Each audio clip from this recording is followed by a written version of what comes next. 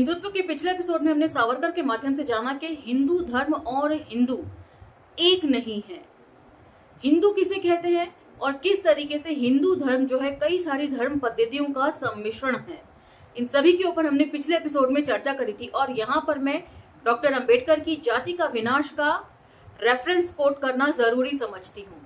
जाति का विनाश के पेज नंबर 144 में जब डॉक्टर अंबेडकर महात्मा को जवाब देते हैं उनके कही गई बातों का, तब डॉक्टर अंबेडकर इस चीज को खास तौर से मेंशन करते हैं पृष्ठ 144 पर कि ब्राह्मण जो है वो विष्णु का उपासक हो सकता है जो प्रेम के देवता है, वह शिव का उपासक भी हो सकता है जो विध्वंस के देवता है, और वह काली का उपासक भी हो सकता है जिसे अपनी प्यास बुझाने के लिए रोज बलि चाहिए। वह बुद्ध का उपासक भी हो सकता है, बोध गया में ब्राह्मण जो हैं वो बुद्ध के उपासक भी हैं जो महानतम शिक्षक रहे हैं। उसके बाद वे जिक्र करते हैं कि वे क्षत्रिय देवता राम का भी उपासक हो सकता है और साथ ही क्षत्रियों का नाश करने वाले विश्वामित्र का भी उपासक हो सकता है, और सृष्टि के कर्ता धर्ता ब्रह्मा का भी उपासक हो सकता है, वह किसी पीर का भी उपासक हो सकता है। पीर जिनके ईश्वर, जिन्हें अल्लाह के नाम से हम जानते हैं, वे ब्रह्मा के जो उपस्थिति है उसी को नकारते हैं, उसका भी ब्राह्मण उपासक हो सकता है। तो इस तरीके से ब्राह्मणों ने सभी को अपने अंदर समाहित कर लिया है धीरे धीरे करते करते, और उसे एक नई टर्मिनोलॉजी हिंदू धर्म के तहत लाकर रख दिया है। और आज के एपिसोड में भी इन सब चीज़ों के ऊपर हम चर्चा करेंगे और अंत में जानेंगे कि आखिर किस तरीके से हिंदू धर्म पद्धति चलती है और इसका मकसद क्या है इसको चलाने का। तो चलिए मेरे साथ। जय भीम, मैं शालिनी और आप देख रहे हैं अंबेडकर नामा। आज का टॉपिक है वैदिक धर्म को हिंदू धर्म मानना एक भूल है। हिंदू धर्म और वैदिक धर्म भी अलग अलग हैं। हिंदू धर्म अपनी सहूलियत के लिए राजनीतिक तौर पर इस्तेमाल की जाने वाली चीज है, जबकि वैदिक धर्म जिसे विशुद्ध रूप से आप ब्राह्मण धर्म कह सकते हैं, ये दोनों अलग अलग चीजें हैं। कैसे, अब जानिए। ध्यान से सुनेगा क्योंकि हर चीज में कंफ्यूजन क्रिएट करने की कोशिश की गई है, जिसे पढ़कर, जिसे सुनकर आपको खुद ही लगेगा कि सावरकर सचमुच बहुत कंफ्यूज रहे होंगे, जैसा कि डॉक्टर अंबेडकर मेंशन करते हैं। प्रस्तुत प्रबंध की मर्यादाओं का विचार करने पर यह प्रतीत होता है कि हिंदू धर्म के आवश्यक लक्षण कौन से हैं, पिछले चैप्टर में हमने पढ़े। इसी विषय पर यहाँ समग्र चर्चा अथवा विवेचन करना संभव नहीं है। किसी चीज को इन्होंने संभव होने भी नहीं दिया है, क्योंकि इन्हें खुद ही नहीं पता कि चीजें कहाँ से शुरू हो रही हैं और किस तरीके से शुरू हो रही हैं। इससे पूर्व भी हमने कहा कि हिंदू धर्म क्या है। इस प्रश्न का वस्तुतः चर्चा करना तब भी संभव होगा जब हिंदुत्व के सभी अभिलक्षणों की निश्चित पहचान हो जाने के पश्चात ही हिंदू कौन है इस प्रश्न का अचूक उत्तर देना संभव होगा, तथा हिंदू कौन है इस प्रश्न का उत्तर निश्चित रूप से हम दे सकेंगे। तो सीधी तौर पर इन्होंने लिखा है कि हिंदुत्व के सभी अभिलक्षण या जो खासियत हैं, विशिष्टताएं हैं, उनको जब हम पहचान लेंगे तब हम जाकर इस चीज को कह सकेंगे कि हिंदू धर्म आखिर है क्या। हिंदुत्व एक बहुत बड़ा अम्ब्रेला सावरकर के हिसाब से है, जिसके अंदर उन्होंने सबको निगल कर रख लिया है। हिंदुत्व के प्रमुख अभिलक्षणों का ही विचार यहाँ हमें करना है, अतः हिंदू धर्म के स्वरूप के विषय में किसी भी प्रकार की चर्चा यहाँ नहीं की जाएगी, क्योंकि हिंदू धर्म बहुत ही नया है। ये अपनी सहूलियत के लिए राजनीतिक तौर पर इस्तेमाल की जाने वाली इनके लिए चीज रही है। हमारे इस प्रस्तुत विषय में यदि उसका कुछ संबंध है तो ऐसा प्रतीत होगा, तब उसी संदर्भ में उसका विचार किया जाएगा। हिंदू धर्म शब्द इतना व्यापक होना चाहिए कि हिंदू लोगों में विद्यमान विभिन्न जातियों तथा उपजातियों के अतिरिक्त विभिन्न पंथ, मत अथवा धार्मिक विचार जो हैं, उन सभी का अंतर्भाव उसमें किया जा सके। तो मतलब जबरदस्ती हर चीज को इंक्लूड कर लो, हिंदू धर्म को ऐसा विशाल दिखाओ, उसका ऐसा महिमा मंडन करो कि सब लोग अपने आप को हिंदू कहलाने के लिए ही मरे जाएं। सामान्यतः हिंदू धर्म बहुसंख्यक हिंदू लोगों ने जो धर्म पद्धति स्वीकार कर ली है उसी के लिए प्रयोग किया जाता है।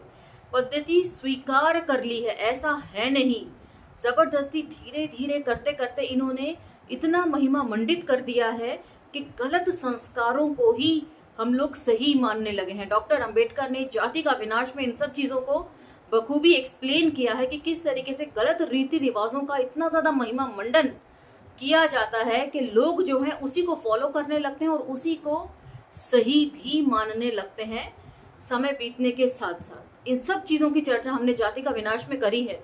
आप चाहें तो स्क्रॉल डाउन करके या प्लेलिस्ट में जाकर जाति के विनाश के चर्चाओं को दोबारा सुन भी सकते हैं। धर्म, देश अथवा जाति को प्राप्त हुआ नाम उस धर्म, देश अथवा जाति के उत्कर्ष के कारण होता है। धर्म और देश तक तो सही है, लेकिन जाति है कि इनके मस्तिष्क से जाति नहीं। बिना जाति के ये एक सेंटेंस नहीं लिख पाते, इतने जातिवाद हैं ये लोग। ये नाम संभाषण के लिए संदर्भ तथा उल्लेख की दृष्टि से भी अत्यधिक अनुकूल होता है, परंतु यदि इस अनुकूल संबोधन के कारण कोई भ्रामक, हानिकारक या दिशामूलक करने वाली बात हो सकती है तो हमें इस बात के लिए सचेत रहना होगा, क्योंकि इस कारण हम लोगों की विचार शक्ति ही लुप्त हो जाएगी। तो मतलब पिछले एपिसोड में मैंने चर्चा करी थी कि छोटे से छोटे विरोधी मत को भी बुरी तरह इन्हें विरोध करना चाहिए ताकि वे हिंदुत्व के लिए खतरा ना पैदा हो सके, इनके हिंदू धर्म के राजनीतिक जीवन के लिए खतरा ना पैदा हो सके। इसलिए सावरकर का मानना है कि छोटी सी चूक भी हमसे नहीं होनी चाहिए और छोटा सा विरोधी मत भी हमें उसको बुरी तरह कुचल देना चाहिए। हिंदू लोगों में बहुसंख्यक लोग जिस धर्म पद्धति को पूजनीय व शिरोधार्य मानते हैं, उनकी संपूर्ण विशेषता स्पष्ट रूप से दर्शाने वाले किसी नाम से उसका उल्लेख करना हो तो उसे श्रुति स्मृति पूर्णोक्त धर्म अथवा सनातन धर्म यही नाम अधिक उचित होगा, अथवा इसे वैदिक धर्म कहने पर भी हमें कोई आपत्ति नहीं होगी। कि मतलब यदि कोई भ्रामकवश वैदिक धर्म भी हिंदू धर्म को कहना चाहे तो कोई ऑब्जेक्शन नहीं हमें उठाना चाहिए, क्योंकि हमारा मकसद तो सबको अपने में मिलाना है, उसकी कंफ्यूजन दूर करना नहीं है।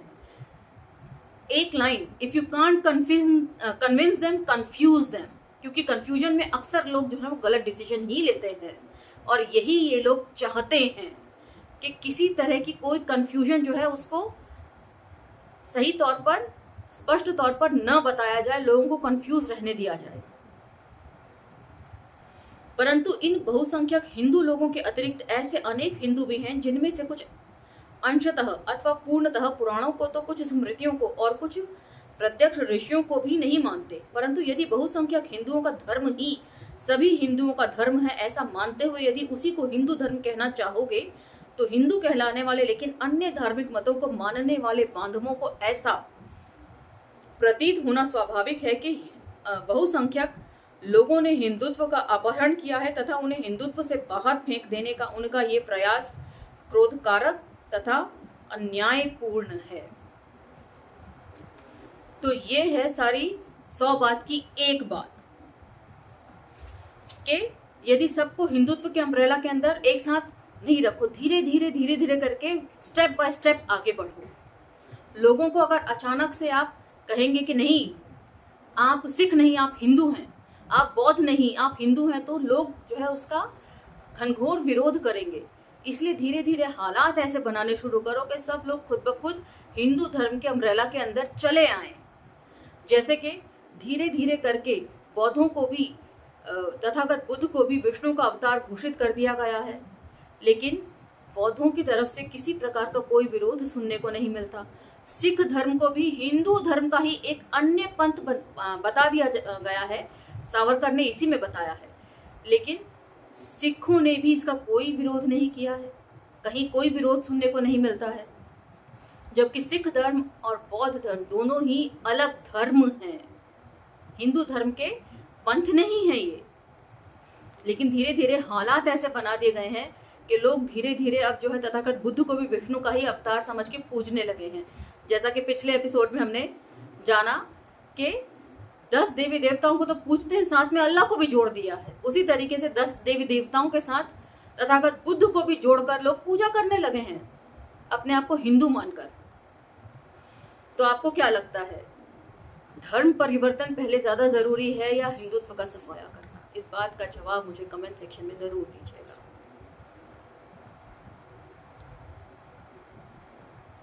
अल्पसंख्यक होने के कारण क्या उनके धर्म का कोई नाम नहीं होगा? परंतु यदि आप लोग इस तथाकथित सनातन धर्म को ही एकमेव हिंदू धर्म कहने लगोगे, तब ऐसा कहना अनिवार्य हो जाएगा कि अन्य मतों को धारण करने वाले लोग के नवमतवादी धर्म को हिंदू धर्म कहना संभव नहीं होगा। इसके बाद वे लोग हिंदू नहीं हैं ऐसा कहने का साहस भी करने लगोगे। यही तो ये लोग नहीं चाहते कि लोग अपने आप को अहिंदू कहने लगे, हिंदू धर्म से काट लें। इसलिए बहुत सब कुछ इन्होंने प्लान तरीके से किया है। नई संसद में यदि आपने मोदी जी का भाषण सुना होगा तो उन्होंने बोल दिया है कि अमृत काल की शुरुआत हो चुकी है और अमृत मंथन के समय ये बताने की जरूरत नहीं कि मंथन के बाद अमृत किसके हिस्से में आया था और विष किन के हिस्से में आया। परंतु पहले में दिए गए तर्कों को नापसंद करते हुए समर्थन देने के अतिरिक्त उनके पास अन्य कोई मार्ग नहीं था, और जिन्हें उसे मान्यता देने में कठिनाई लग रही थी, फिर भी उसके अलावा चारा भी नहीं था, उन्हें भी इस निष्कर्ष के कारण धक्का लगेगा। हमारे लाखों सिख, जैन, लिंगायत और अन्य समाज के बंधुओं को, जिनके पूर्वजों की नसों में 10 पीढ़ियों पूर्व तक तो हिंदू रक्त ही बहता था, अचानक हिंदू संज्ञा से नाता तोड़ने की नौबत आने के कारण अत्यंत दुख हुआ। उनमें से कई लोग तो निश्चित रूप से मानते हैं कि जिन रीति रिवाजों को उन्होंने नवीन मतों के कारण भ्रामक मानकर त्याग दिया था, उनको या तो पुनः स्वीकार करना चाहिए या फिर उनके पूर्वज जिन जातियों में पैदा हुए थे उन जातियों को सदा के लिए छोड़ देना चाहिए। तो यहाँ पर सावरकर ने बेहद दुख या अफसोस जाहिर किया है कि हिंदू धर्म से जो लोग नाता तोड़कर धर्मांतरित होकर दूसरे धर्मों में चले गए हैं और अब जैसे कि उन्हें अस्पृश्य माना जाता था, लेकिन अब वे दूसरे धर्मों में जाके अस्पृश्य नहीं रहे हैं। तो यहाँ पर सावरकर ने बड़ा ही दुख जाहिर किया है ऐसे लोगों के लिए कि कुछ भी करके उनको वापस घर वापसी उनकी कराई जाए, कहने का मतलब है। तो यहाँ पर एनालिएशन ऑफ कास्ट का यानी कि जाति के विनाश का एक बार फिर जिक्र करना चाहूंगी। पेज नंबर 157 में डॉक्टर अंबेडकर का जो रिसर्च आर्टिकल था, भारत में जातियां, उनका तंत्र, उत्पत्ति और विकास, पेज नंबर 157 में मैंने नोट डाउन किया है, जिसमें डॉक्टर अंबेडकर इस बात को कहते हैं कि भारत की जनसंख्या आर्यों, द्रविड़ों, मंगोलों और शकों का सम्मिश्रण है। ये जातियां अलग अलग देशों से शताब्दियों पूर्व भारत पहुंची और अपनी मूल देश की सांस्कृतिक विरासत के साथ यहां आकर बस गईं। तब इनकी स्थिति कबीलाई समाज वाली थी। इन्होंने अपने पूर्ववर्तियों से संघर्ष कर भारत में प्रवेश किया और कुछ समय तक संघर्ष के बाद इस देश में शांति प्रिय पड़ोसी के रूप में जम गए।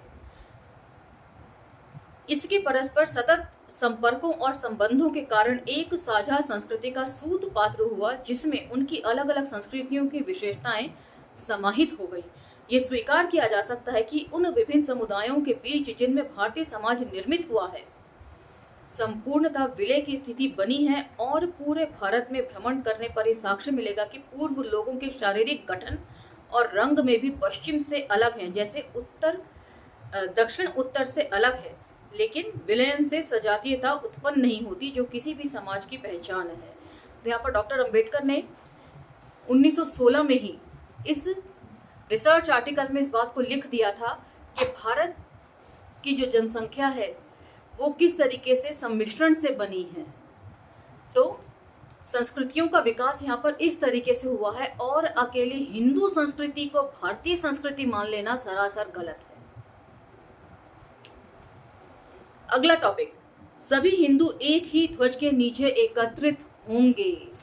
इसके लिए इन्होंने कितने प्रयास किए हैं, हजारों सालों से प्रयास करते आ रहे हैं। सावरकर ने अपने 4th चैप्टर के अंत में ही बोला था कि इनके जो पूर्वजों की अंतिम पीढ़ी थी पेशवा, उन्होंने बहुत ज्यादा कोशिश करी, भरसक प्रयास किए हिंदुत्व को स्थापित करने के लिए, हिंदू राष्ट्र बनाने के लिए, लेकिन ये पॉसिबल ना हो सका और अब आधुनिक पीढ़ी ने उस काम को करने का बीड़ा उठाया है। अब सुनिए, ये पराया भाव तथा कटुता उत्पन्न होने के कारण हिंदू धर्म के बहुसंख्यक वैदिक लोगों का धर्म इस अर्थ से दुरुपयोग किया जाना ही है। सभी हिंदुओं के विविध धर्म इस अर्थ में इसका प्रयोग किया जाना चाहिए, अन्यथा इसका प्रयोग करना बंद कर दिया जाना चाहिए। तो हिंदू धर्म को बहुसंख्यक वैदिक लोगों का धर्म नहीं बोलना चाहिए, बल्कि बोलना चाहिए कि हिंदू धर्म जो है वो कई सारे धर्मों का सम्मिश्रण है, विविध धर्मों से मिलकर एक हिंदू धर्म बना है। हिंदू धर्म जैसी कोई चीज नहीं है, सबको अपने अंदर निगल लेने के लिए इन्होंने इस टर्मिनोलॉजी का आधुनिक काल में इस्तेमाल किया है। बहुसंख्यक हिंदुओं के धर्म का निर्देश सनातन धर्म अथवा श्रुति स्मृति पुराणोक्त धर्म या वैदिक धर्म इस प्राचीन तथा पहले से स्वीकृत नामों से ही उत्तम प्रकार से किया जाता है। माफ कीजिएगा, यहाँ पर मिस प्रिंट है इसलिए पढ़ने में मैं अटक रही हूँ। शेष अल्पसंख्यक हिंदुओं के धर्म का निर्देश भी उनके पुराने तथा सर्वमान्य सिख धर्म, आर्य धर्म, जैन धर्म अथवा बौद्ध धर्म आदि नामों से ही भविष्य में किया जाना चाहिए। जिस समय इन सभी धर्मों को एक साथ उल्लेख करने का प्रसंग आएगा, तब हिंदू धर्म इस समुच्चय शब्द का प्रयोग किया जाना उचित होगा। वैसे हर एक को अलग अलग इनको काउंट करना है। ब्राह्मण सबसे ऊंचे पायदान पर हमेशा बने रहेंगे और बाकी सब नीचे आपस में लड़ते फिरते रहे अपना वर्ग और वर्ण चेंज करने के लिए। शूद्र जो है वो चाहे मैं किसी तरीके से क्षत्रिय वर्ग में आ जाऊं, क्षत्रिय चाहे किसी तरीके से हम ब्राह्मण वर्ग में आ जाएं, लेकिन ब्राह्मण कुछ भी ना चाहे, ब्राह्मण चाहे हम जस के तस बने रहें और जितना ज्यादा से ज्यादा हो सकता है अपनी दिमागी गंदगी को, जातिगत सोच को सब में फैलाकर सब में ये छूत की बीमारी की तरह फैला दें। डॉक्टर अंबेडकर सही कहते थे, अछूत का उल्टा छूत होता है और छूत एक बीमारी होती है, जानते हैं ना आप।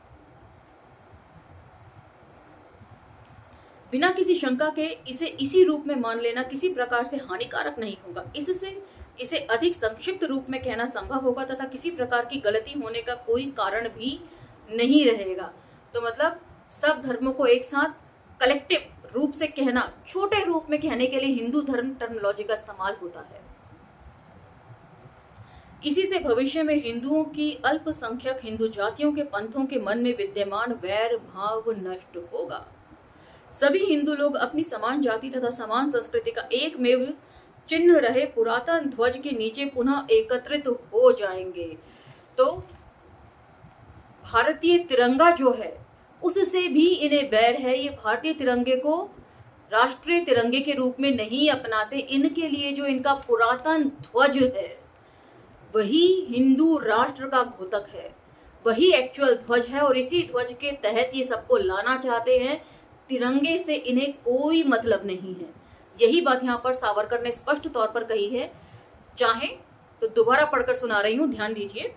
सभी हिंदू लोग अपनी समान जाति तथा समान संस्कृति का एकमेव चिन्ह रहे पुरातन ध्वज के नीचे पुनः एकत्रित हो जाएंगे। यही इनकी मंशा है।